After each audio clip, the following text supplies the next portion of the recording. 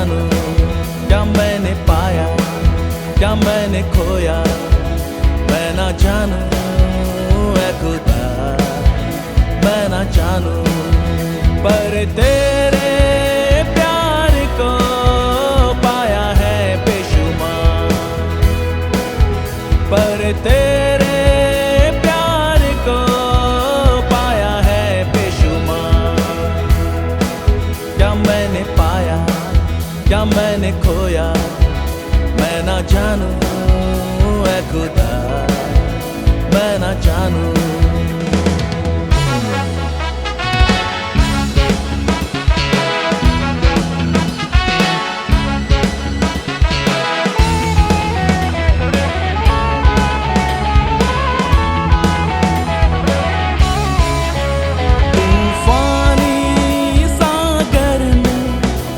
के नाव सा मेरा जीवन, तूफानी सागर में एक नाव सा मेरा जीवन था।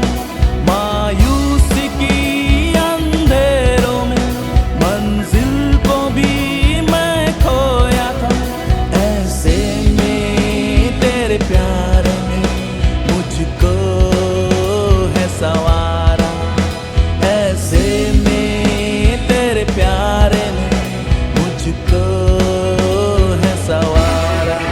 क्या मैंने पाया, क्या मैंने खोया, मैं ना जानूं ऐ खुदा, मैं ना जानूं।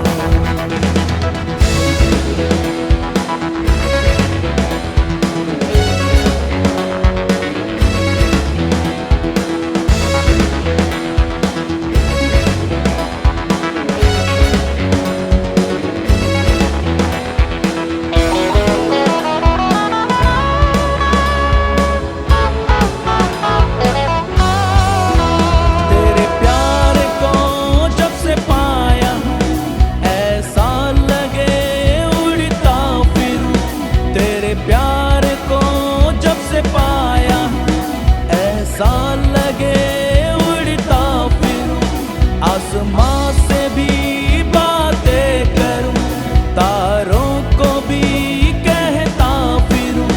तुझको जो बनाया है मुझको करता है प्यार, तुझको जो बनाया है मुझको करता है प्यार। क्या मैंने पाया, क्या मैंने खोया, मैं ना जानूं ऐ खुदा, मैं ना जानूं।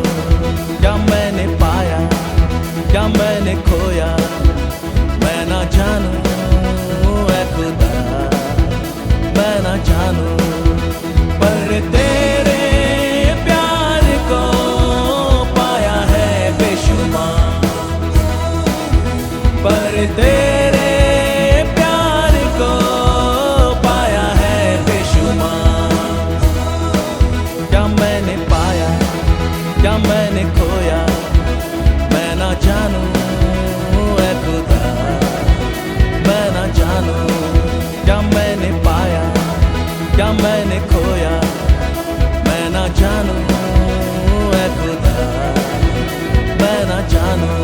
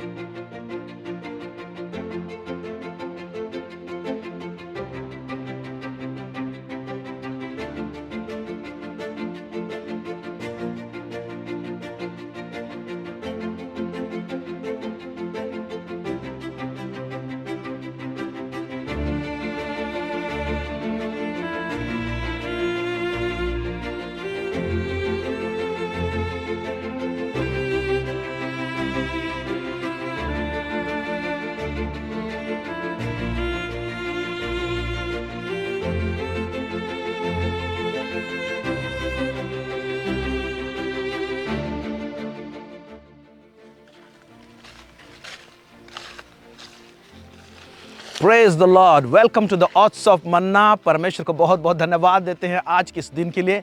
परमेश्वर ने एक सुंदर समय और मौका दिया है कि हम लोग इस चैनल के द्वारा से वार्तालाप करें, बातचीत करें। आज का जो दिन है और ये प्रोग्राम बहुत ही खास है, आप लोगों के लिए खास तरीके से बनाया गया है। हालेलुया।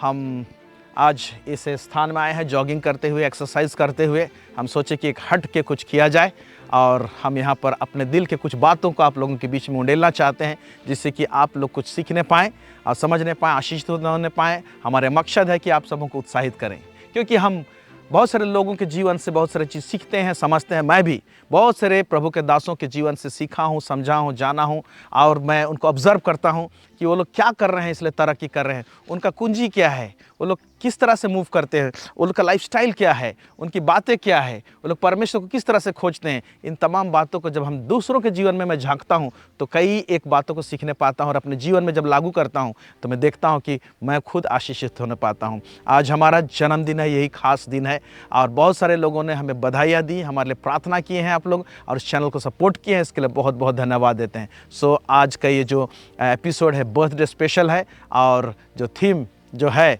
जिसमें मैं आप लोगों के बीच में अपना जीवन को थोड़ा सा उंडेलना चाहता हूँ, वो है माय जर्नी। मेरा जो जर्नी रहा है परमेश्वर के साथ में बचपन से, उन कुछ पन्नों को मैं बैक पलटना चाहता हूँ, और झांकना भी चाहिए। आप भी अपने जीवन के उन पन्नों को देखिए बचपन से कि परमेश्वर ने आपके जीवन में कैसे भलाई की है। मैंने अपने जीवन में परमेश्वर की भलाई को देखी है। हालेलुया। मैं अपने जीवन में वैसे तो सारा वचन जो है ना परमेश्वर का है, बाइबल में खजाना है। परमेश्वर ने बहुत सारे प्रॉमिस दिए हैं हम लोगों को, प्रतिज्ञाएं दी हैं हम लोगों को, लेकिन उसमें से एक खास जो वचन है मेरे जीवन के उतार चढ़ाव के टाइम उस वचन ने मुझे सस्टेन किया, मुझे संभाल कर रखा है। वो है यिर्मयाह 29 उसका 11। आप लोग वाकिफ़ हैं इससे। उसमें ऐसा किया है, कहा है, परमेश्वर ने कहा है, मैं जो कल्पनाएं तुम्हारे विषय में करता हूं उसे मैं जानता हूं, वो हानि की नहीं है वरन लाभ की है, और अंत में तुम्हारी आशा को मैं पूरी करूंगा, कहता है। और ये वचन मुझे संभाल के रखा मेरे जीवन के उतार और चढ़ाव में। यस, आपके जीवन में भी बहुत प्रकार के उतार चढ़ाव आते होंगे। मेरे जीवन में आंधी और तूफान आए और आते भी हैं, लेकिन परमेश्वर का ये वचन मुझे हमेशा संभाल के रखता है। और ये जानने पाता हूँ कि परमेश्वर जो मेरे विषय में कल्पना करता नहीं है, लेकिन कल्पनाएं हैं उसके पास में। आपके विषय में भी परमेश्वर के पास ढेर सारे कल्पनाएं हैं, और वो हानि की नहीं है, वो लाभ की है। लेकिन क्या होता है ना, कई बार हम अपने जन्मदिन को कोसते हैं। एक व्यक्ति जो बाइबल में है जिसका नाम है अय्यूब, जो एक खरा व्यक्ति था, और परमेश्वर ने उसको चुना था और उसको समृद्ध बनाया, एक धनी व्यक्ति था। और परमेश्वर खुद सर्टिफाई करता है कि उस समय के लोगों में अय्यूब के समान कोई धर्मी व्यक्ति नहीं है। लेकिन एक ऐसा आंधी और तूफान उसके जीवन में आता है, एक परीक्षा का घड़ी ऐसे उसके जीवन में आता है, और उसका सब कुछ लुट जाता है। वो बीमार पड़ जाता है, उसके बच्चे मर जाते हैं, और उसका काफ़ी नुकसान होता है। और ऐसे टाइम में वो रोता है प्रभु के हुजूरी में। और उस समय में अब अय्यूब का 3 उसका 3 को अगर पढ़ेंगे तो वहाँ पर लिखा हुआ है, अय्यूब कहता है उसके जन्मदिन को वो कोसता है, और उस रात को कोसता है जिस दिन लोगों ने कहा कि बेटा गर्भ में आया है। तो अपने जन्मदिन को कोसता है। क्यों कोसता है? क्योंकि उसके जीवन में आंधी और तूफान आए थे। लेकिन क्या उस जन्मदिन को कोसने के बाद क्या उसके जीवन में कोई बदलाहट नहीं आई? आई। वो समय, एक वक्त ऐसा था कि आंधी और तूफान आया, और वो याद करते अपने जन्मदिन को, वो उसको पीड़ा के साथ में वो कोसता है, लेकिन बाद में निश्चय पश्चाताप करता होगा, मैं विश्वास करता हूँ। क्योंकि बाद में हम लोग देखते हैं परमेश्वर उसको 2 गुना आशीष देता है। जितने भी उसके संपत्ति थी उसका डबल होता है, उसके सारे बच्चे होते फिर पैदा होते हैं। उनकी बेटी लोग इतने सुंदर थे कि उनके समान कोई सुंदर नहीं है बोलकर लास्ट अध्याय में लिखा हुआ है, और शैतान लज्जित होता है। तो मेरे प्यारे भाई और बहनों, वहाँ पर हम लोग देखने पाते हैं अय्यूब का एक जर्नी है, बचपन से लेके बुढ़ापे तक। बीच में आंधी आई, तूफान आई, लेकिन परमेश्वर उसको नहीं छोड़ा। हालेलुया। आपको भी परमेश्वर नहीं छोड़ेगा। आंधी और तूफान आएंगी, होती हैं। रोमियो के पुस्तक उसका 28 में लिखा हुआ है ना। वहाँ पर कहता है जो लोग परमेश्वर को प्रेम करते हैं, परमेश्वर जिनको बुलाया है, उनके लिए सभी बातें मिलकर भला को उत्पन्न करती है। सभी बातें यानी हमारे जीवन में उतार चढ़ाव रहते हैं, दुख आती हैं, समस्या आती हैं, सारे बातें रहते हैं, आनंद का विषय भी रहता है, इन तमाम बातें रहती हैं, लेकिन इन तमाम बातों से परमेश्वर भला को उत्पन्न करता है, कहा है। हालेलुया। और मैंने भी अपने जीवन काल में, मेरे जर्नी में, मैंने देखा है कि परमेश्वर ने उस आंधी और तूफान में से कैसे भलाई को उत्पन्न किया, क्या किया। मैं आज अपने कुछ जीवन के पन्नों को पीछे पलटना चाहता हूँ और उसको याद करना चाहता हूँ आप लोगों के साथ में और रखना चाहता हूँ और परमेश्वर को धन्यवाद भी देना चाहता हूँ। मेरे प्यारे भाई और बहनों, मेरे जीवन में भी बहुत प्रकार के आंधी और तूफान आए। ओके, सो आप वेट कीजिए इस प्रोग्राम का अंत तक, बहुत सारे बातें आपको सीखने को मिलेंगे। Praise the Lord, hallelujah.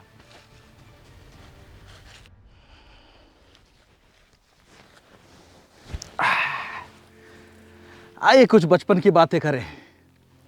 हमारे जीवन में अलग अलग समय रहता है, एक बचपन का समय, एक जवानी का समय, फिर अधेड़ उम्र का समय और उसके बाद में बुढ़ापे का समय। लेकिन हम लोग जब एज हो जाता है तो हम लोग सबसे बेस्ट हम लोग मानते हैं कि बचपन बहुत अच्छा है। ओके, क्योंकि बचपन में कोई हमारे ऊपर में कोई प्रेशर नहीं रहता है, जिम्मेवारी ज़्यादा नहीं रहता है, खेलते हैं कूदते हैं।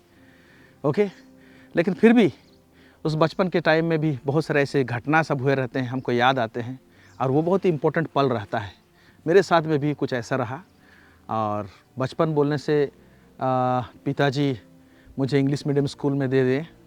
पैदाइश तो मैं उड़ीसा में नहीं हुआ हूँ, पैदा हुआ हूँ मैं महाराष्ट्र में, थाने डिस्ट्रिक्ट में अंबरनाथ बोल के एक जगह है। वहाँ 2-2.5 साल उम्र था हमारा। उस पैदा होने के बाद में वहाँ से लेकर आए और उड़ीसा में हम लोग आए, राउरकेला में रहने लगे। और एक ऐसे जगह में जहाँ पर थोड़ा सा देहात जैसे एरिया था वहाँ पर था, और वहाँ पर घूमना खेलना कूदना ये सब चला हमारा। तो बचपन में मैं इतना अच्छा नहीं था पढ़ाई में और सब सब्जेक्ट में मेरा फेल मार्क प्राय रहता था, रेड मार्क रहते थे। तो ऐसे स्थिति परिस्थिति से मेरा बचपन गुजरा है। और अगर हमारा रेड मार्क को कोई देखेगा तो कोई माता पिता सोचेगा नहीं कि ये बच्चा आगे जाके कुछ करेगा, कोई उम्मीद नहीं करेगा।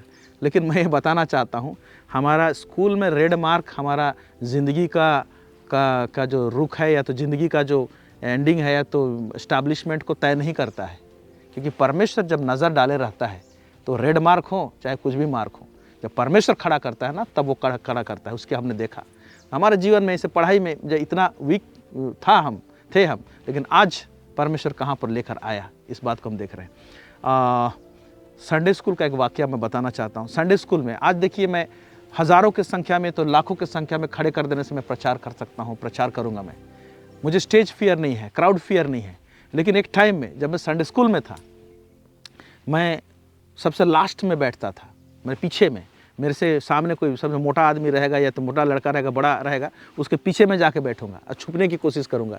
कहीं टीचर मुझे कोई क्वेश्चन ना पूछ ले, कोई प्रार्थना ना पूछ ले या तो कोई वर्ष ना पूछ ले, बोल के मैं छुपता था वहाँ पर।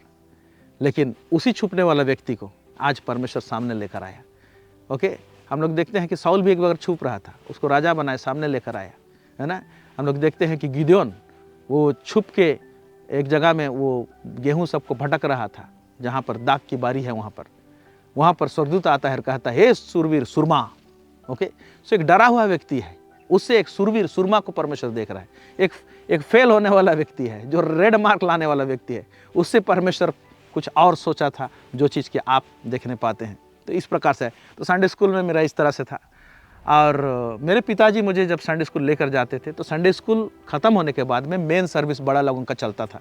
तो मेरे पिताजी मुझे बोलते थे कि संडे स्कूल में बैठेगा, ख़त्म होने के बाद में बड़े लोगों का सर्विस है, उसमें भी बैठना और वचन सुनना, या तो चर्च के कैंपस में रहना, लेकिन यहाँ से बाहर नहीं जाना।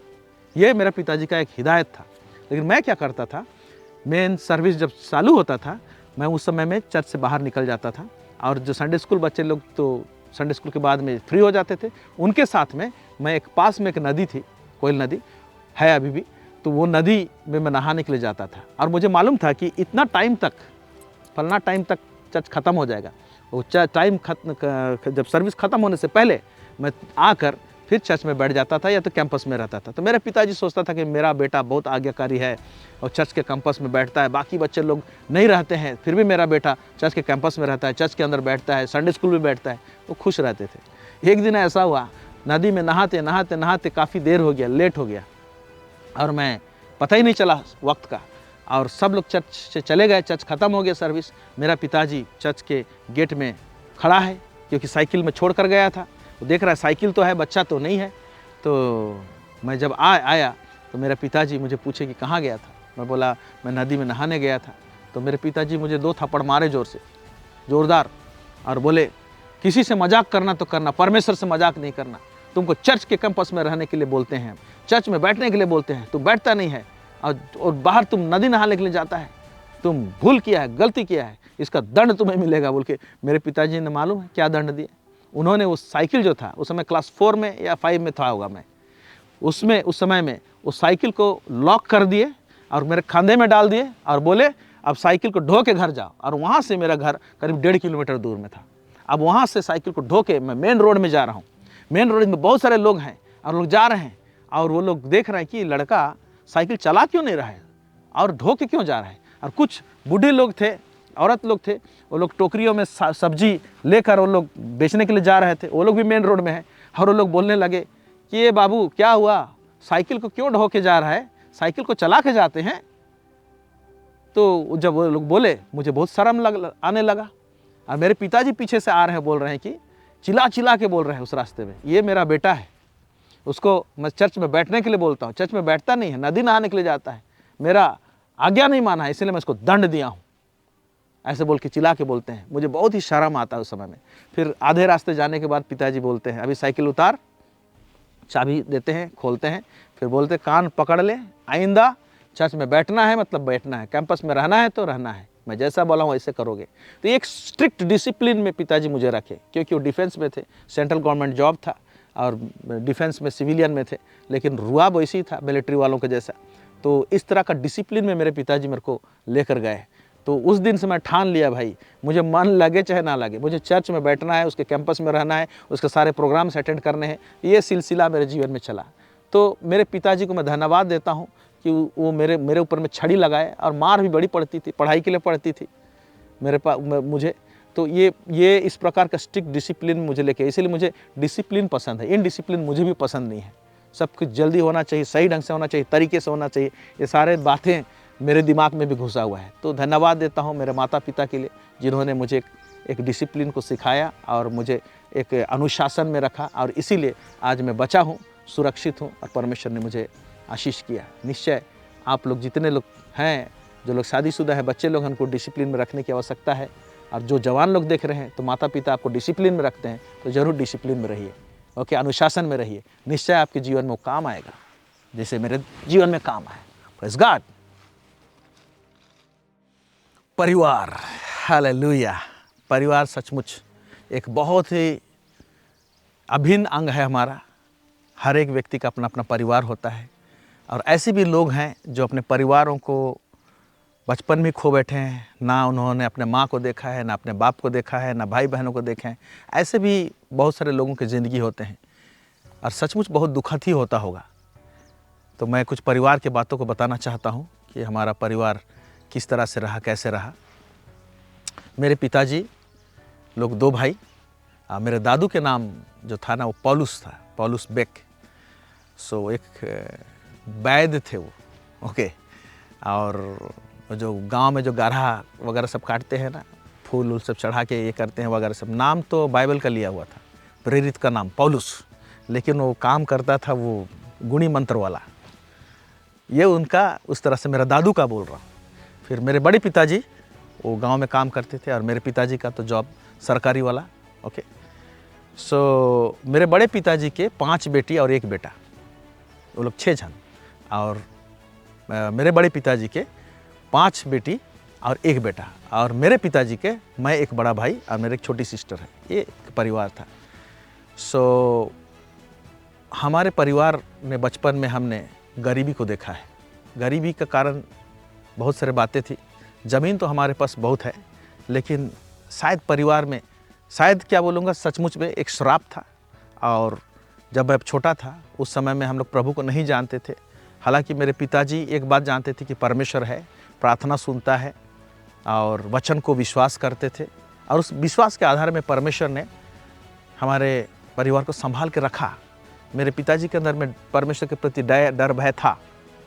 और गांव में मेरे बड़े पिताजी थे, और एक ऐसा समय आया कि मेरे बड़े पिताजी, वो उनके जो बच्चे थे, वो लोग 5 बेटी और 1 बेटा, और करीब करीब अब से 35 ईयर्स पहले वो डेथ हो गया उनका। और 6 बच्चों को मेरे पिताजी के कंधे में छोड़ कर गए।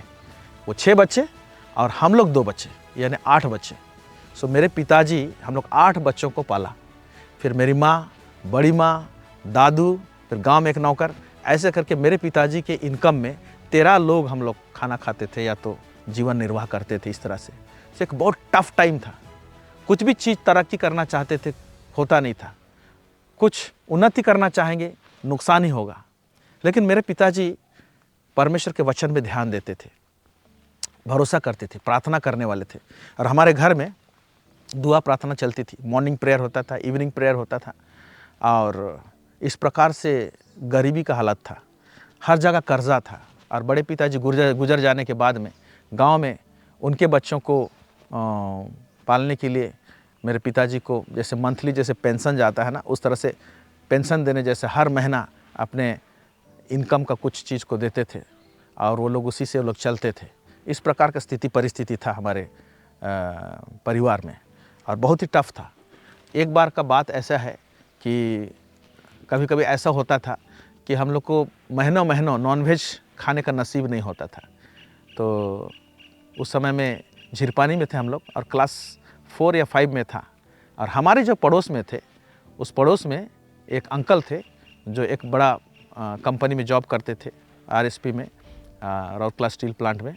और उनके 5 बच्चे थे और उनके पास में बहुत पैसे थे और वो लोग सप्ताह लोग नॉनवेज खाया करते थे।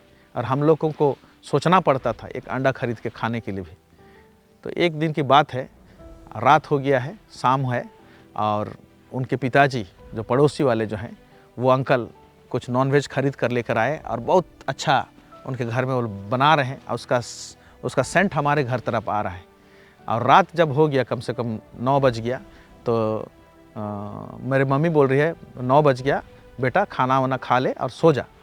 तो मैं क्या बोल रहा हूँ कि मम्मी, वो पड़ोस जो है ना हमारे, उनके घर में नॉनवेज बन रहा है, चिकन बन रहा है, वो पड़ोसी लोग हैं, ज़रूर वो लोग हम लोग को पड़ोसी सोचकर वो लोग वो मीट देंगे, वो आने दीजिए, जब देंगे तब मैं खाऊंगा और फिर सो जाऊंगा।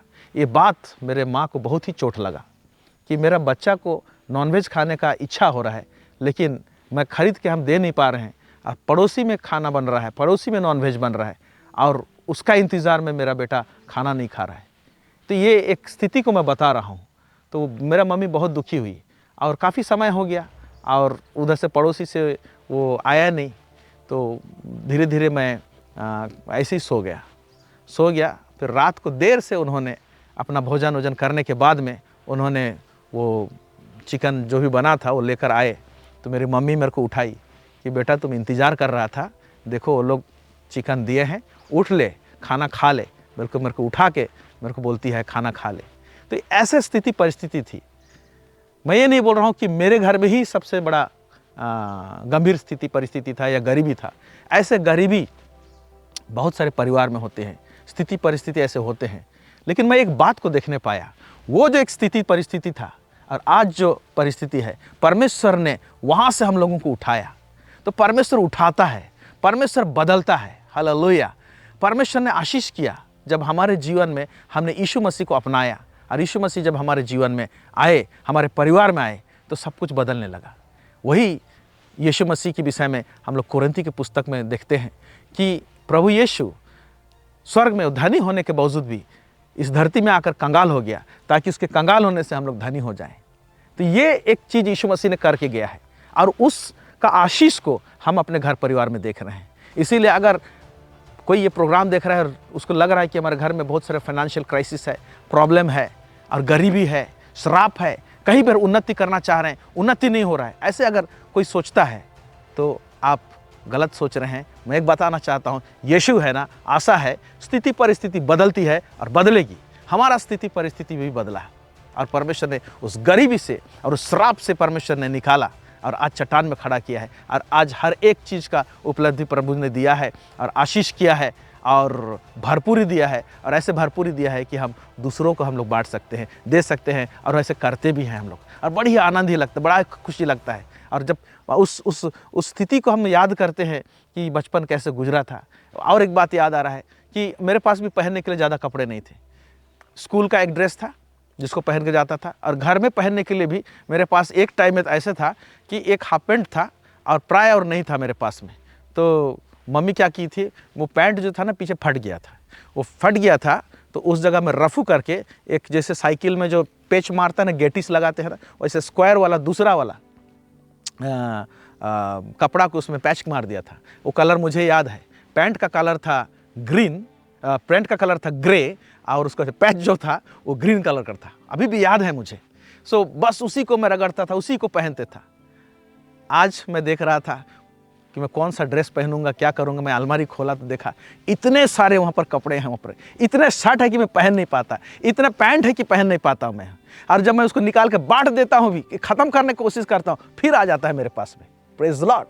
सो प्रभु वहाँ से यहाँ तक लेकर आया। तो ऐसे स्थिति परिस्थिति थी परिवार की, और परमेश्वर ने बदला और आशीषित किया। और हमारे बड़े पिताजी के जितने बच्चे लोग थे उनका भी शादी ब्याह के सब सेटलमेंट वगैरह सब हुआ, और सब कुछ को परमेश्वर ने सेटल किया। तो ये मेरे परिवार का बात है, और परमेश्वर का यहाँ पर एक बहुत बड़ा काम को दिखाता है। गरीबी से निकालना, श्राप से छुटकारा देना, ये परमेश्वर ने हमारे परिवार में किया है। अब मैं अपने आंखों से देखा हूँ, उसको अनुभव कर रहा हूँ और अनुभव करते चला जा रहा हूँ। Hallelujah, praise the Lord.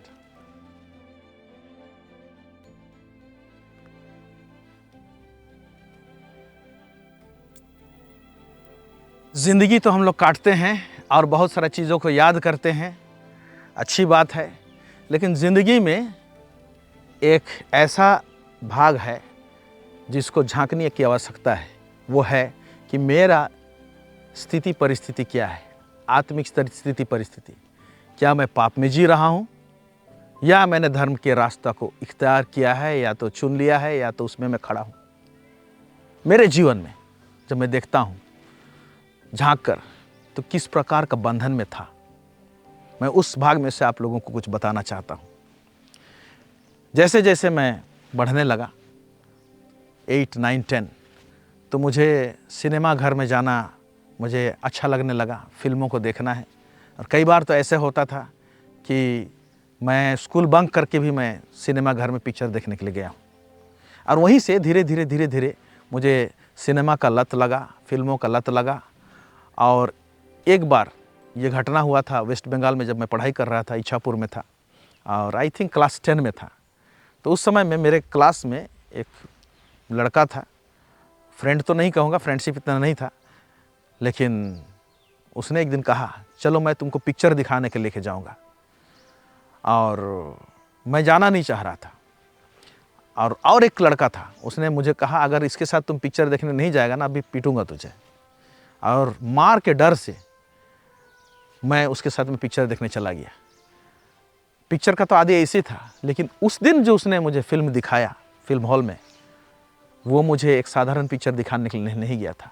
शैतान का एक बहुत बड़ा ट्रैप था, और वो ले गया मुझे एक अंग्रेजी पिक्चर दिखाने के लिए। और वो एक एडल्ट मूवी था, जो बड़े लोग वयस्क लोग देखते हैं, एडल्ट मूवी, ओके। और वहाँ पर ले गया, मुझे बड़ा घबराहट हो रहा है, क्योंकि हम स्कूल से निकल कर गए थे, घर में जानकारी नहीं था।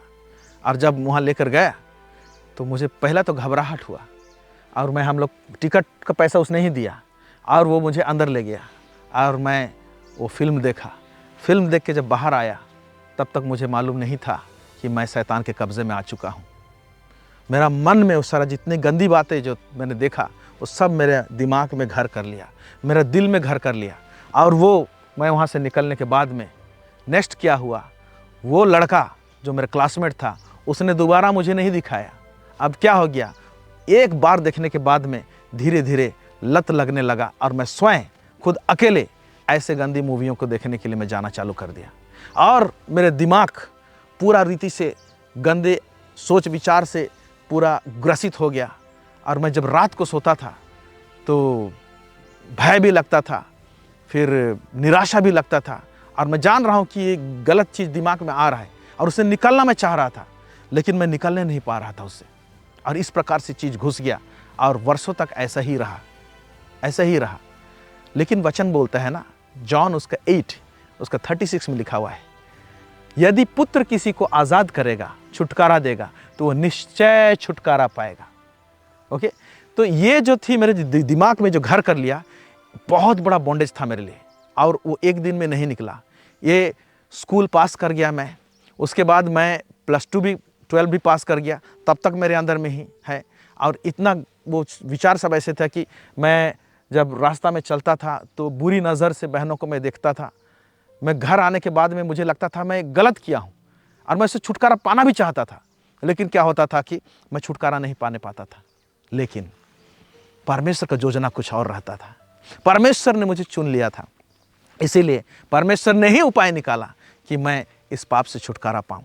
और एक दिन ऐसा हुआ, मैं काट के बता रहा हूँ बहुत सारी चीज़, छुटकारा पाया कैसे मैं। तो ये सारे बातें तो थी मेरे जीवन में, अंदर में थी। लेकिन जब मैं चर्च जा रहा था और जब मैं इंजीनियरिंग का पढ़ाई में मेरा जब दाखिला हुआ, तो उस समय में मुझे संडे स्कूल के टीचर भी बना दिए, क्योंकि मैं वचन वगैरह सब थोड़ा सा जानता था, इसलिए संडे स्कूल का टीचर बना दिए। और ये सारे गंदी आदत तो रहने के बावजूद मैं संडे स्कूल का टीचर था वहाँ पर। और लोग नहीं जानते थे कि मेरा दिमाग कैसा है, लोग नहीं जानते थे कि मेरा जीवन शैली कैसा है, घर वाले नहीं जानते थे, चर्च के लोग नहीं जानते थे, लेकिन मैं जानता था कि मेरा दिमाग जो है ना बंधन में है। और मैं सोचता था, क्योंकि मैं संडे स्कूल पढ़ा रहा हूँ और क्योंकि पिताजी ने मुझे पनिशमेंट दिया था, तो तुमको चर्च में बैठना है, तो चर्च के प्रति क्या था ना, मेरा एक कमिटमेंट हो गया था कि उसका सारा प्रोग्राम अटेंड करो। तो मैं जो यूथ मीटिंग था वो अटेंड करता था, मैं चर्च का कोई फंक्शन होगा अटेंड करूँगा, मैं संडे स्कूल पढ़ाता था, प्रभु भोज लेता था, ये सारा चीज़ मैं करता था। तो मैं सोचता था कि मैं एक धर्मी व्यक्ति हूँ। सोच में ऐसा आता था कि ये सब करता हूँ, लेकिन बॉन्डेज अलग जगह, अपना जगह में था।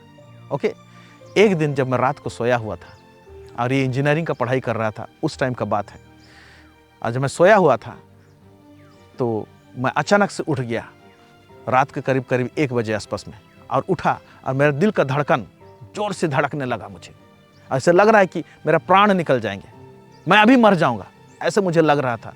और तब मैंने एक आवाज़ को, वो कान में नहीं था, वो अंतरात्मा में था, और वो आवाज़ परमेश्वर का आवाज़ था। और उसने कहा, अमित, आज रात को तू मरेगा तो तू कहाँ जाएगा।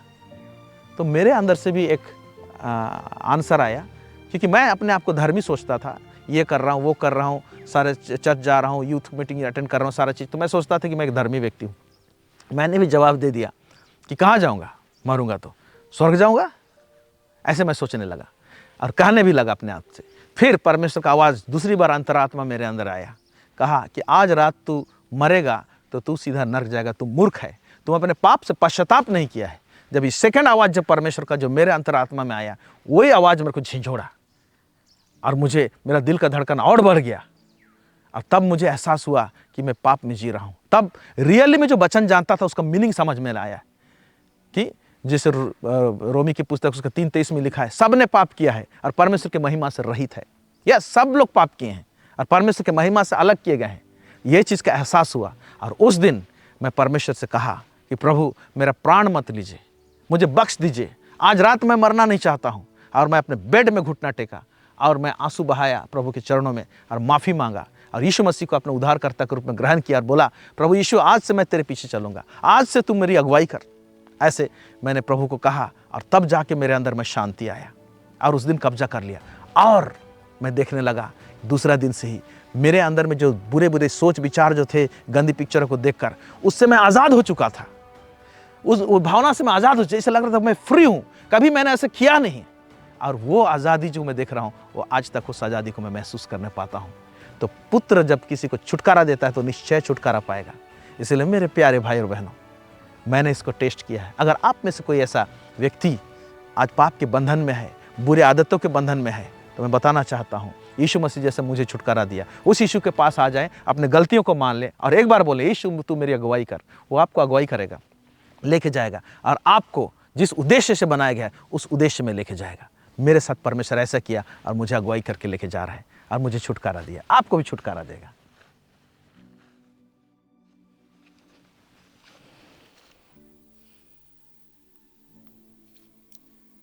और कुछ बातें करें। हालेलुया। मैं उस बात को बताना चाहता हूं जब परमेश्वर ने एक बहुत दैविक दर्शन मुझे दिया, वहां से कुछ बताना चाहता हूं आप लोगों को। और एक सचमुच में परमेश्वर का कितना बड़ा अनुग्रह था। वो दर्शन उस टाइम में आया मेरे जीवन में जब मैं पाप में ही था। ओके, कब का बात है, और ये ड्रीम्स में आया, लेकिन वंडरफुल विजन था वो, और आज भी मुझे वो याद है। मैं क्लास 10 में था और जैसे कि मैंने कहा कि मैं पढ़ाई में इतना अच्छा नहीं था, तो क्लास 10 जैसे भी पहुंच गया और उस समय मैं इच्छापुर वेस्ट बंगाल में पढ़ाई कर रहा था, सेंट अगस्टाइन डे स्कूल में। सो क्लास 10 का एग्ज़ाम तो मैंने दे दिया, लेकिन अब दिल में घबराहट है कि भाई मैं तो फेल होते हुए आया हूँ नीचे से, एग्ज़ाम तो दे दिया हूँ, ऐसा लग रहा है कि कुछ ना कुछ सब्जेक्ट में 1-2 मार्क के लिए मैं फ़ेल हो जाऊँगा और इस बार मैं क्लास 10 पास नहीं करने पाऊँगा। और मैं बहुत चिंता में पड़ गया। लेकिन मेरे पिताजी मुझे बोलते थे, अरे ज़रूर पास करेगा, मैं तुम्हारे लिए प्रार्थना कर रहा हूँ, हमें पूरा विश्वास है कि तू पास करेगा, परमेश्वर निश्चय तुमको सफलता देगा। ये बात को मेरे पिताजी बोलते थे, लेकिन मुझे मालूम था ना एग्ज़ाम में कैसे लिखा हूँ। सो मेरे पिताजी मुझे बोलते थे कि बाइबल पढ़ और प्रार्थना कर प्रभु से, ओके, रिजल्ट तो आने वाला है, अभी से तुम चिंता में क्यों पड़ा हुआ है। तो अब मैं क्या करता था, बिना विश्वास से, जीरो फेथ से मैं बाइबल भी पढ़ता था, मैं प्रार्थना भी करता था और मेरा चिंता सब दिखाई देता था। मैं ठीक से खाना नहीं खाता था, कभी खाऊंगा कभी नहीं खाऊंगा। तो पिताजी सारा चीज़ को देख रहे हैं, मेरा बाइबल पढ़ने भी देख रहे हैं, मेरा प्रार्थना करने को भी देख रहे हैं, और मैं खाना पीना ठीक से नहीं कर रहा हूँ वो भी देख रहे हैं। सिर्फ पिताजी ऑब्जर्व कर रहे हैं, क्योंकि मेरे अंदर में कोई विश्वास नहीं था। लेकिन मैं ये सोचा कि पिताजी बोल रहे हैं बाइबल पढ़ने के लिए, पिताजी बोल रहे हैं प्रार्थना करने के लिए, चलो जाल डाल के देखते हैं परमेश्वर के पास में, अगर मछली फंस गया तो फंस गया, पास प्रभु मेरा प्रार्थना को सुन लिया, जीरो फेथ में भी तो मैं पास कर गया तो बड़ी अच्छी बात है।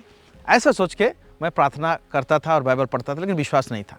ठीक रिजल्ट आउट होने से पहले, क्लास 10 का रिजल्ट आउट होने से पहले मैं एक ड्रीम्स देख रहा हूँ, और पहली बार मेरे लाइफ में, सोचिए क्लास 10 में मैं पाप में था, मेरा मन खराब था, ओके, ऐसे टाइम में भी परमेश्वर बात किया।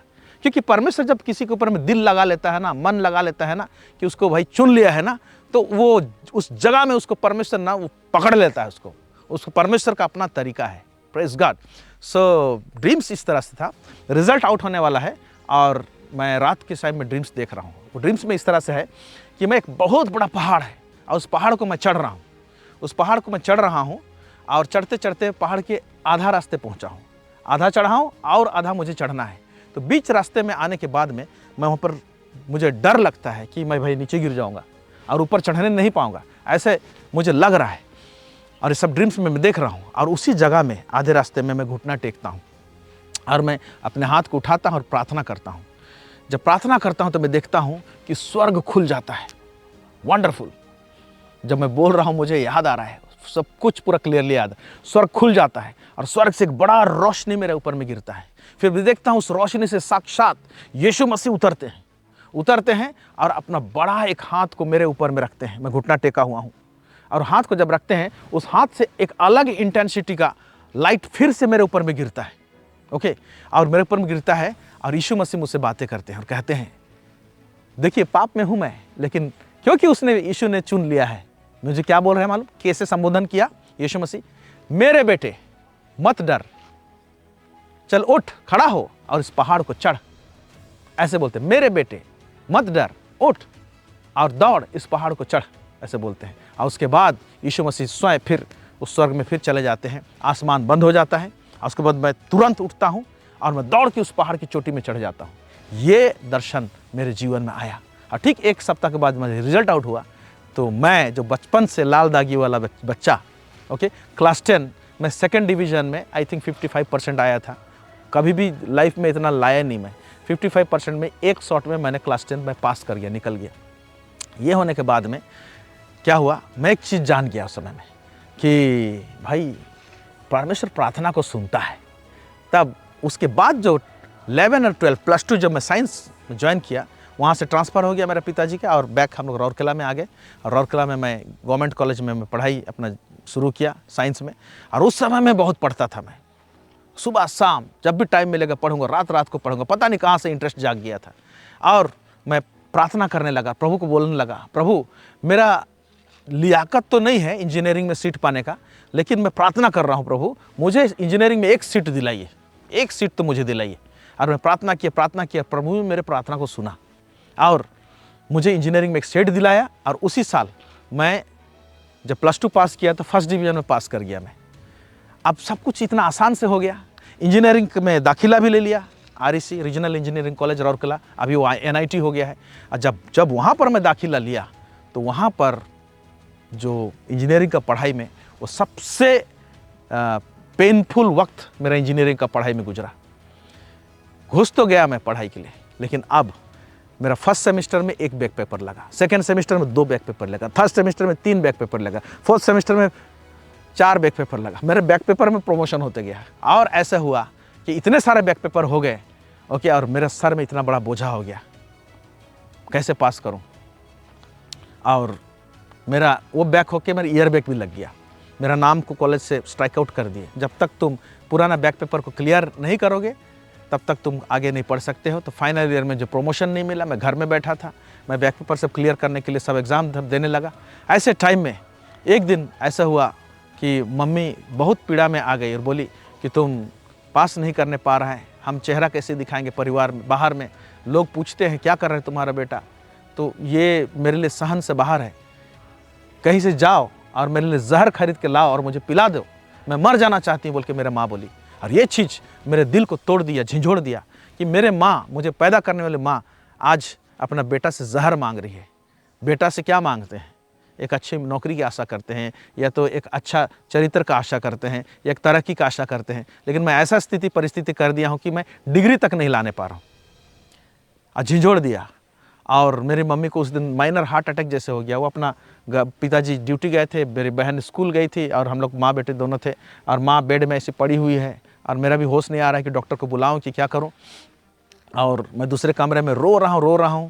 शाम के टाइम में स्कूल से बहन आई, बहन को बताया मैं कि ऐसे ऐसे कारण से मम्मी मुझे जहर मांग रही है, वो दुखी है, ऐसे बोलने लगा। लेकिन एक चीज़ क्या हुआ था, इसी फेल्यूर के टाइम में मैं यीशु मसीह को पा लिया था। तो यीशु को पा लेने के कारण से क्या था, शांति थी मेरे अंदर में। चलो यीशु को पा लिया हूँ, अपने आप को तसल्ली देता था, अरे यीशु को तो पा लिया हूँ, मरूंगा तो प्रभु के पास तो जाऊंगा, इस चीज़ का तसल्ली था। लेकिन दूसरे साइड में मेरे पास डिग्री नहीं थी, और इस बात को लेके मम्मी मुझे बोली जिस तरह से, तो वो चीज़ झंझोड़ दिया। लेकिन मैं यीशु को पा लिया था, सुसमाचार प्रचार करता था, लोग चंगे होते थे, नए लोग यीशु मसीह को उद्धारकर्ता के रूप में ग्रहण करते थे, ये सब चीज़ था। लेकिन रात को जब मैं सोता था तो मैं कब इंजीनियरिंग पास करूँ, कब मेरा डिग्री आएगा बोल के आंसू रहते थे, रोता था, मेरा तकिया भीग जाता था, मेरा छाती भीग जाता था, मेरे कपड़े सब भीग जाते थे। कभी कभी ज़्यादा वेदना होता था तो मैं मुंह में कपड़ा ठूस लेता था और रोता था कि प्रभु कैसे पास करूँगा कि नहीं करूँगा। प्रभु का एक ही आवाज़ आता था, मैं तेरे साथ में। तो कई बार प्रभु से कुछ चीज़ पूछेंगे ना तो सीधा सीधा जवाब नहीं देंगे। मैं पूछ रहा हूँ पास में करूँगा कि नहीं करूँगा, प्रभु जवाब देता है मुझे कि मैं तेरे साथ में हूँ। अरे मैं तेरे साथ में था ना, बोला ना प्रभु, वही जवाब था। हालेलुया। जब प्रभु हमारे साथ में रहता है ना, वो हम लोग को मकाम तक लेकर पहुँचाएंगे। Praise God. और फिर उसके बाद में परमेश्वर अनुग्रह प्रदान किए, और मैं मम्मी को एक बात बोला, मैं किसी भी हालत में डिग्री ला के आपके हाथ में दूंगा, ये बात मैंने बोल दिया। और मैं प्रार्थना करने लगा, फिर मेहनत किया, जितने बैक पेपर से सब थे वो सबको क्लियर किया मैंने, क्लियर करके री एडमिशन लिया। और फाइनल ईयर में एडमिशन लेने के बाद में सारे पेपर्स को क्लियर करके रिजल्ट आउट हुआ, और मुझे सर्टिफिकेट मिला, और सर्टिफिकेट ला के मम्मी को दिया। ये है मेरा इंजीनियरिंग का सर्टिफिकेट। तब तक मुझे समझ में आ गया था कि प्रभु ने मुझे बुला लिया है, चुन लिया है। ये जो आंसुओं के टाइम में ही परमेश्वर का बुलाहट को मैं पहचानने लगा, और प्रभु कई दर्शनों के द्वारा से मुझसे बात करते थे, और मैं जान गया कि प्रभु का सेवा मुझे करना है। तो ये सारे बातें आंसुओं के वादी में जब गुजरा मैं, ओके, वो समय को मैं भुला नहीं सकता हूँ कि कैसे वो वक्त था। कभी कभी भय सताता था, निराशा सताता था, लेकिन परमेश्वर का वचन मुझे संभाल के रखा। उसी टाइम में वो वचन मुझे सबसे ज़्यादा संभाला, है ना, यिर्मयाह 29:11 जो कहता है, मैंने जो तुम्हारे विषय में कल्पना की है वो हानि की नहीं है, वो लाभ की है, और अंत में तुम्हारी आशा को पूरी करूँगा। इस प्रकार से प्रभु मुझसे बातें किए, मुझे इंजीनियरिंग का डिग्री दिलाया, आगे लेके गया, और परमेश्वर ने अपने बुलाहट को कंफर्म करते गया मुझे। Praise the Lord, hallelujah. So आप में से अगर कोई निराश है, सोचता है कि जीवन रुक गया है, यहाँ पर जीवन नहीं रुका है, क्योंकि यीशु मसीह चलते जाता है।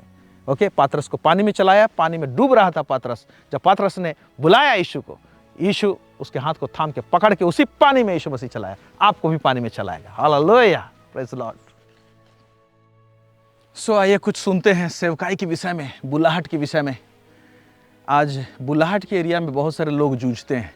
समस्या होती है कि परमेश्वर मुझे बुलाया है कि नहीं बुलाया है, अगर बुलाया है तो मैं नौकरी करूं कि नहीं करूं। कुछ लोगों को जॉब में रहते हैं और परमेश्वर बुलाता है, जॉब छोड़ने के लिए दिक्कत होता है, बहुत सारा वगैरह सा यहाँ पर बहुत सारे द्वंद्व में लोग रहते हैं। मैं एक बात बताना चाहता हूँ, परमेश्वर का बुलाहट ना अटल है, और उसका दान जो है हमारे को परमेश्वर दिया है ना, वो भी अटल है, उसको वो बैक नहीं लेता है। अगर हम परमेश्वर को ये आश्वासन दें, पहले तो ये आश्वासन रखना है हमको हमारे अंदर में कि मैं जो सोच रहा हूँ, मैं जो अपने विषय में कल्पना कर रहा हूँ, उससे कई गुना बेहतर और अच्छा परमेश्वर मेरे विषय में सोचता है, कल्पना करता है। कई बार क्या सोचते हैं ना कि हम परमेश्वर से बेहतर समझते हैं, बेहतर सोचते हैं, ऐसा हमको लगता है, और इसी कारण से ना परमेश्वर का आवाज़ हम तक पहुंचता नहीं है। हमारा आवाज़ हावी हो जाता है हमारे ऊपर में, इसीलिए हमारा जीवन का जो बुलाहट है ना, उसको हम लोग कई बार पकड़ने नहीं पाते हैं। लेकिन अगर आप और हम सरेंडर हो जाते हैं प्रभु के पास, प्रभु आपने जो सोचा है ना मेरे लिए बेस्ट सोचा है, और ऐसे सरेंडर होते हैं हम लोग, और हम लोग ये आश्वासन दिलाते हैं कि प्रभु तू जो बोलेगा ना, तू जो कहेगा ना, मैं उसे करूँगा। अगर हम लोग इस प्रकार से हम लोग आश्वासन दिलाते हैं, तो मैं आपको डैम श्योर एक बात बताना चाहता हूँ, आपके जीवन में ना परमेश्वर का आवाज़ को सुनने के लिए कठिनाई नहीं होगा, परमेश्वर का बुलाहट को समझने के लिए कठिनाई नहीं होगा। अब मुझे कुछ खास कठिनाई नहीं हुआ, अब मुझे समझ में आया, प्रभु के दासों के द्वारा से भी बात आया, दर्शनों के द्वारा से बातचीत आया, अंतरात्मा में परमेश्वर का आवाज़ आया, सब एक साथ सिंक्रोनाइज होकर आया, और किसी प्रकार का कोई डाउट मुझे नहीं हुआ।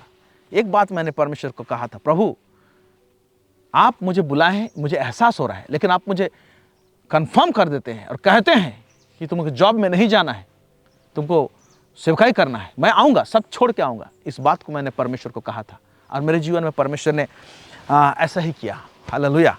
जब मुझे समझ में आ गया कि मुझे नौकरी में नहीं जाना है और मुझे पूरा रीति से सेवकाई करना है, और इस दौरान जब मैं इंजीनियरिंग का पढ़ाई कर रहा था, यीशु मसीह को पा गया, और एक सभा थी, इंजीनियरिंग का पढ़ाई कंप्लीट नहीं हुआ था उसी टाइम में, 1997 का बात है, 15 अक्टूबर से लेकर 18 अक्टूबर हमारे कॉलेज के कैंपस में एक प्रोग्राम हुआ था ओडिशा फॉलोअप के द्वारा से, और वहाँ पर मैं प्रभु को पाया हुआ व्यक्ति वहाँ पर गया था।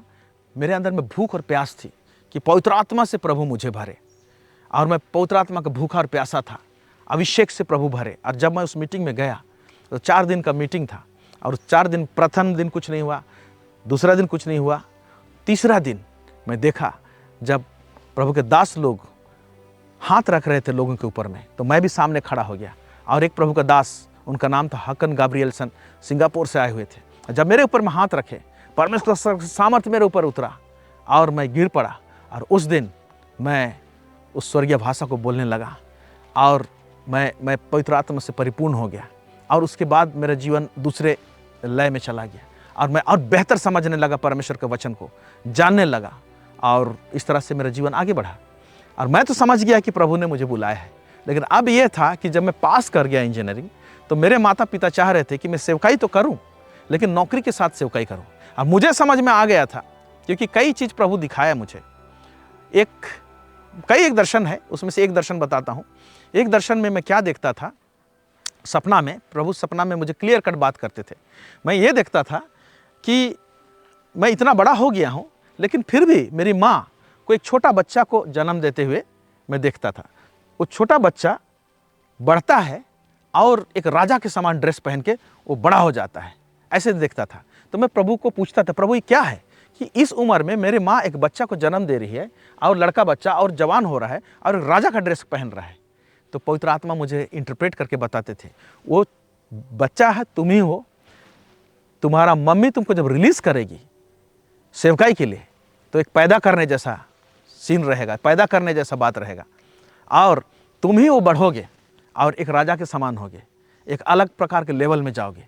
तो ये चीज़ मुझे घर कर गया, और मैं जानने लगा कि प्रभु मुझे चुना है और मुझे सेवकाई में आगे बढ़ना है। ये तो बातें थी, लेकिन मेरे माता पिता चाह रहे थे कि मैं नौकरी के साथ में सेवकाई करूं। तो मैं प्रार्थना करने लगा, प्रभु मैं तो समझ गया हूं आपकी सेवकाई मुझे करना है, और आपने अपने आत्मा से भी भर दिया है।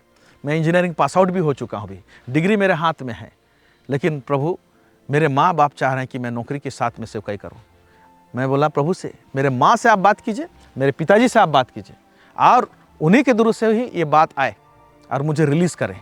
तो एक बार क्या हुआ कि मेरे पिताजी से प्रभु बात किया और मेरे पिताजी अपने कमरे में मुझे बुलाते हैं और बोलते हैं कि बेटा, प्रभु मुझसे बात कर रहा है और कह रहा है अपना बेटा को मेरे खेत में नौकर के रूप में भेज, मैं तुम्हारे परिवार को आशीष करूंगा। तो पता नहीं परमेश्वर मेरे पिताजी से किस तरीके से बात की, मुझे नहीं मालूम, लेकिन साफ साफ ऐसे ही कहा कि परमेश्वर मुझसे बात कर रहा है, तुम्हें मांग रहा है। तो मैंने पिताजी से पूछा तो आप क्या चाहते हैं? तो पिताजी ने कहा जब परमेश्वर बात कर रहा है और मांग रहा है तो मैं कौन होता हूँ तुमको रोकने वाला, जा आज से तू सेवकाई कर, फुल टाइम मिनिस्ट्री कर बोल के। अब पिताजी तो रिलीज़ कर दिया, लेकिन माँ रिलीज़ नहीं की थी मुझे। मम्मी के साथ ऐसा हुआ, वही आई थिंक 2006 का बात है, 2006 का बात है। और 2006 में मम्मी एक सभा में गई थी, ओके, और सभा में गई हुई थी, नहीं 2005 था, और एक सभा में गई हुई थी और वहाँ पर प्रभु की दासी प्रचार कर रही थी कि कौन अपना बेस्ट परमेश्वर को देगा, अपना बच्चा कौन प्रभु को देगा, कौन अपना इसहाक को देगा, कौन अपना बेटा को इंजीनियरिंग पढ़ाया है, डॉक्टर पढ़ाया है, हाई एजुकेशन करवाया है, वो अपना बच्चा को सेवकाई के लिए भेजेगा, प्रभु मांग रहा है। तो मेरे मम्मी को लगा कि प्रभु मुझसे ही बात कर रहा है और घुटना टेकती है और बोलती है, प्रभु आप मेरा बेटा को मांग रहे हैं, हम अपना बेटा को रिलीज़ कर रहे हैं, आज कमिटमेंट कर रहे हैं कि हम अपना बेटा को सबका सेवकाई के लिए भेज देंगे। लेकिन मेरी बेटी जो है वो भी इंजीनियरिंग की पास आउट की है, वो भी पास कर चुकी है, नौकरी की तलाश में है, उसे नौकरी नहीं है, मैं बेटा दे रही हूँ, मेरी बेटी को एक नौकरी दीजिए बोला। और उसी समय जब प्रार्थना था, वो अक्टूबर महीना का टाइम था, और अक्टूबर महीना में 2005 का, वहाँ पर मेरे मम्मी प्रार्थना की और बोला कि मेरी बेटी को जॉब दीजिए। और दिसंबर महीना में मेरी बहन को जॉब मिला, आज सेल बोकारो में जॉब करती है और परमेश्वर ने उसको उठाया है, उसको परिवार दिया, आशीष किया है। ये भी प्रार्थना परमेश्वर ने सुन लिया। अब मम्मी भी रिलीज़ कर दी और पिताजी भी रिलीज़ कर दिए, और इस प्रकार से हम सेवकाई में आए, और तब से परमेश्वर सेवकाई में आगे बढ़ा रहा है, लेके जा रहा है, बहुत सारी बातें कर रहा है। और एक दर्शन खास दिखाया था, मैं लास्ट बताना चाहता हूँ, उससे मेरे जीवन में किस प्रकार का परमेश्वर बुलाहट दिया है उसको मैं समझने पाता हूँ। जब इंजीनियरिंग का पढ़ाई कर ही रहा था, प्रभु को पा लिया था मैं, उस टाइम में एक दिन मैं एक दर्शन देखा, सपना में सोया हुआ था उस समय में।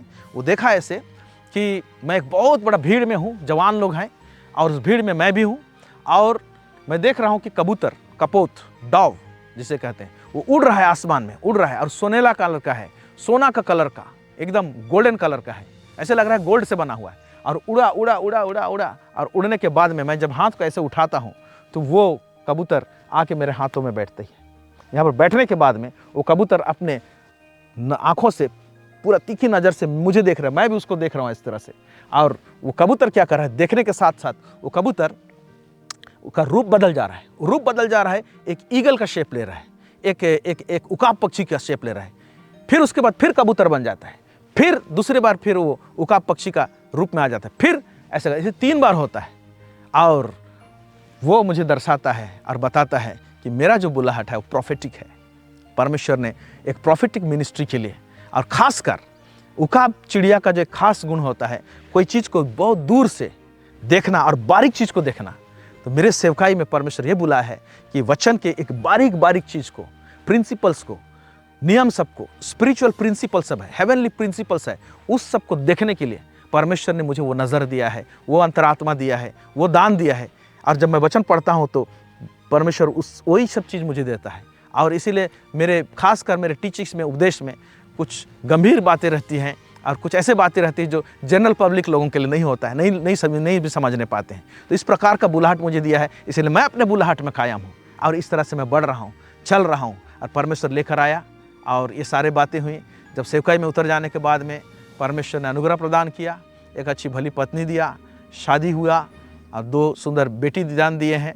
और बेटी का जन्मदिन कल था, मेरा जन्मदिन आज है, एक दिन आगे पीछे है, उसको 11 नवंबर, मेरा 12 नवंबर।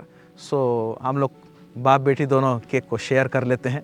तो इस प्रकार से हमारा जीवन का पन्ना को जब हम पीछे पलटते हैं तो देखते हैं कितना सुंदर है। परमेश्वर उसको बनाया है, उसको कलरिंग किया है, कहीं पर धूप है, कहीं पर छाँव है, कहीं पर दर्द है, फिर आनंद है, कहीं पर पहाड़ है, कहीं पर वैली है, बहुत सारे चीज़ ये हमारे जीवन को ना रंग भरते हैं। इसीलिए मेरे प्यारे भाई बहनों, अगर आपके जीवन में परमेश्वर रंग भर रहा है ना, रंग भरने दीजिए और प्रभु के साथ चलते रहिए, उसके नशा में रहिए और बढ़ते रहिए। संपूर्ण जीवन को सिर्फ सरेंडर कर दीजिए, निश्चय परमेश्वर आपको उठाएगा। हालेलुया। सो मैं आप लोगों के लिए दुआ करना चाहता हूँ, मैं प्रार्थना करना चाहता हूँ कि प्रभु आप सबों को आशीष करें। आइए इस समय छोटी सी दुआ करते हैं। सर्व सामर्थी सेनाओं का यह परमेश्वर पिता, इस समय हम प्रार्थना करते हैं प्रभु जी, लॉर्ड गॉड ऑलमाइटी, हमारे जितने भी श्रोता इस समय हैं, इस प्रोग्राम को देख रहे हैं प्रभु परमेश्वर पिता, हमारे जीवन में जो आपने आशीष दिया है प्रभु जी, ग्रेस दिया प्रभु जी, उनके जीवन में रहने पाएं और उनके जीवन को भी शेप दे प्रभु जी, एक रूपरेखा दे प्रभु जी। अगर कोई जंजाल में फंसा हुआ है, जीवन में समझ में नहीं आ रहा कि क्या करना चाहिए प्रभु जी, लॉर्ड हमें जैसे आपने दिशा दिया वही दिशा उनको भी दे प्रभु जी, और जीवन में परमेश्वर पिता ऊंचा उठा प्रभु जी, हर एक जंजाल से बाहर निकाल और समृद्धि दे प्रभु परमेश्वर पिता, लॉर्ड गॉड ऑलमाइटी, और दर्शन दे प्रभु परमेश्वर पिता। और प्रभु जी उस उद्देश्य में जिसके लिए आपने उनको बनाया है प्रभु जी, उस उद्देश्य में स्थिर कर प्रभु जी, ताकि यह परमेश्वर पिता आपकी महिमा और प्रशंसा होने पाए। Hallelujah, praise God. धन्यवाद प्रभु जी, निश्चय आप कर रहे हैं प्रभु, जैसे हम विश्वास करते प्रभु, यीशु मसीह के नाम से मांगते, सुनिए और दया से स्वर्गराज में ग्रहण कीजिए। आमेन। God bless you. हमारे लिए प्रार्थना करने के लिए मत भूलिएगा, इस चैनल के लिए प्रार्थना करने के लिए मत भूलिएगा। निश्चय परमेश्वर आपको आशीष करेगा और आपके जर्नी को भी सफल करेगा, जैसे परमेश्वर ने हमें संभाला और आगे लेकर गया। Thank you.